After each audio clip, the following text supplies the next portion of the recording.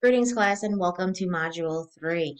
So we do not have a discussion for Module 3 because I want to allow you time to work on your assignment, but there is still valuable content to be learned across the readings, so I wanted to provide you with an overview. But first, let's take a step back. Let's look at Module 2. I wanted to make sure that everyone has had an opportunity to look at the article titled A Practical Approach to Screening for Social Determinants of Health. Now, this article will provide you links to various survey tools.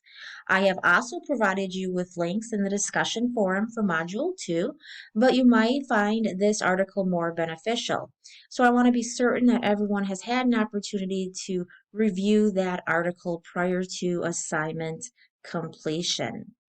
Now, across the discussion for Module 2, I also did provide information relative to the assignment, including some points of clarification.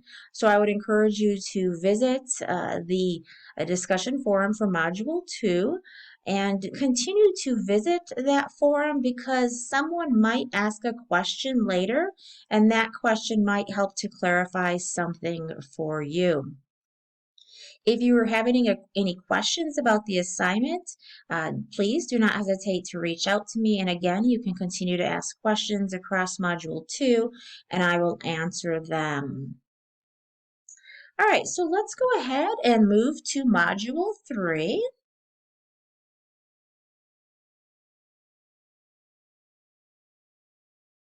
All right, so the readings for Module 3 are listed here, including the expected student learning outcomes. So when we look across the readings for this week, the content, you will be introduced to two additional social determinants of health that we have not talked in detail about, and those include social discrimination and bias against people of a certain group. So again, the content, you will be introduced to two additional social determinants of health, and those are discrimination bias against certain groups. We know that both are significant because they contribute to health inequality as well as health disparities. So look at the content, the readings for this week very closely. Chapter 3 is going to present more information on why health disparities exist and how they appear across different groups. So, different groups such as immigration status, gender, sexual orientation, and more. Now, you may find information across chapters 2 and 3 beneficial as you conduct your interview, additionally, as you write your paper. Now, within Module 3, I have included a self-assessment titled the Harvard University's Project Implicit Self-Assessment Test. Now, across this self-assessment, there are a number of modules, different modules that you may complete.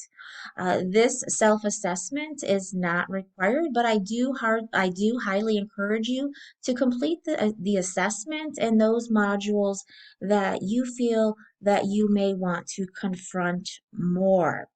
Again, this self assessment is not mandatory but highly encouraged. I have also included within Module 3 a link for the culturally and linguistically appropriate services or class matter.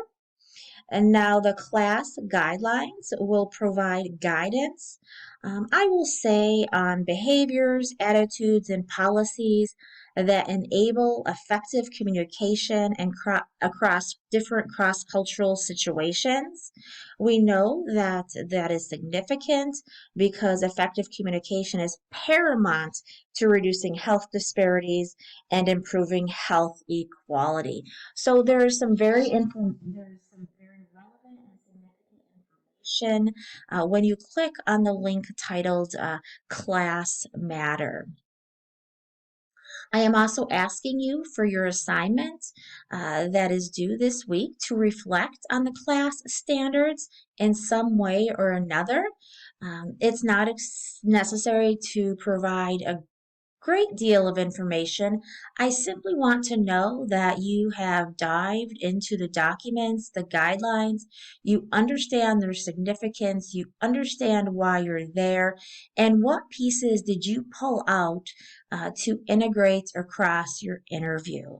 And so it will be important for you to include that across your paper assignment number 1.